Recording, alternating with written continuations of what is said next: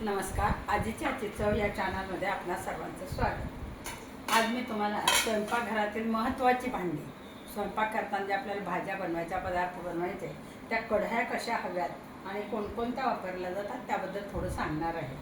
अगदी पूर्वीच्या काळी पितळ किंवा लोखंड ह्या दोनच्याच कढया वापरल्या जायच्या. सगळ्यात उत्तम म्हणजे लोखंडाची कढई. याच्यापासून आपल्याला आयर्न म्हणजे लोह मिळतं आणि शरीरात हाडं बळकट होण्यासाठी त्याची फार गरज आहे.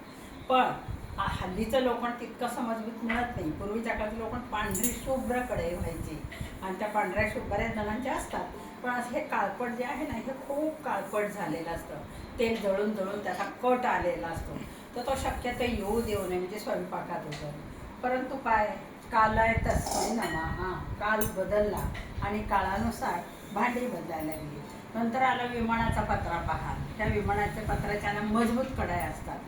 हे हलवत जेव्हा भाज्या हलवतो ना आपण, त्यावेळेला बऱ्याच जणांची सवय अशी असते की हे उंथड्याचं जे टोक आहे ना, ते असं मारलं जातं. भाज्या हलवायचं म्हणजे सरळ नाही हलवत असं, तर असं त्याला टिचऱ्या पडतात भांड्यांना आणि मग ते काळपटपणा धरतो. ते नाही त्याचं असतं. तर शक्यतो या कढयांची काळजी आपण अशी घ्यायची की भाज्या हलवताना व्यवस्थित हलवाव्यात. आणि त्याच्यानंतर आले ॲल्युमिनियम. मग म्हणजे हँडलेमच्या कढया ही आली.